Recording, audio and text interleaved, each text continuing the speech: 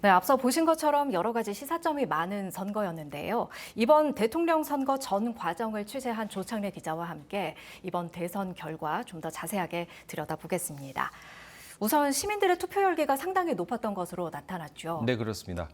네, 제21대 대통령 선거 울산 지역 최종 투표율은 80.1%로 28년 전인 15대 대선 81.1%에 이어 역대 두 번째로 높았습니다.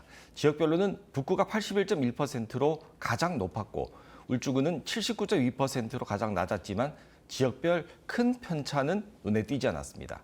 사전투표율이 3년 전 대선 때보다 3%포인트 이상 낮았지만 본투표에서 보수 표심이 대거 투표장을 찾은 것으로 분석되고 있습니다. 네, 특히 지상파 3사의 출구조사가 이번 울산에서 실제 개표 결과와 상당한 차이를 보였잖아요. 네, 그렇습니다. 지상파 3사의 울산 지역 출구조사는 이재명 대통령이 46.5%, 국민의힘 김문수 후보 44.3%로 민주당의 접전 우위를 예측했습니다. 하지만 최종 개표 결과 국민의힘이 5%포인트 차로 앞섰죠. 보통 출구조사 오차는 사전투표가 집계되지 않는 것을 원인으로 보는데요. 이번에는 막판 보수 결집도 한 원인으로 지목됩니다. 울산에서 오후 6시까지는 지난 대선에 비해 투표율이 오히려 낮았는데 이후 투표율이 3% 이상 높아졌습니다. 출구조사가 상대적으로 취약한 이 시간에 막판 보수표가 결집된 것으로 보는 측면이 있고요. 또 계엄과 탄핵 사태에 위축된 이른바 샤이 보수가 응답을 회피하거나 왜곡했다는 분석도 있습니다. 네, 출구조사 결과가 좀 다르게 나오긴 했습니다만 역시 민주당이 선전했다는 평가도 나오고 있잖아요. 네, 그렇습니다. 민주당은 이번 대선을 통해 울산에서 역대 가장 많은 시민들의 지지를 얻는 데 성공했습니다. 특히 북구와 동구의 강세가 눈에 띄는데요.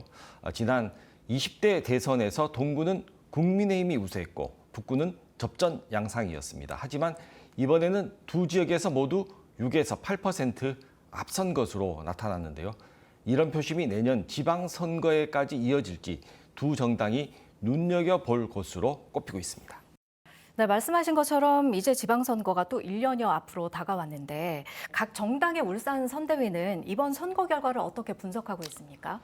네, 이제 여당이 된 더불어민주당은 이번 선거 결과에 만족하는 분위기입니다. 비록 출구조사 결과처럼 이기지는 못했지만 영남권에서 가장 높은 득표율을 기록하면서 내년 지방선거에서도 해볼만 하다라는 자신감을 보이고 있습니다.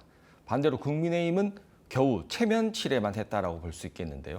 전통적인 보수 강세 지역을 수성하기는 했지만 민주당과 진보당이 이번 대선처럼 힘을 모으면 동구와 북구는 아예 손도 못 쓰고 내줄 수 있다는 위기감도 읽히고 있습니다. 네, 1년 후 지방선거인데 울산의 정치 지형도가 어떻게 바뀔지 벌써부터 궁금해집니다. 조창래 기자와 말씀 나눴습니다. 고맙습니다. 고맙습니다.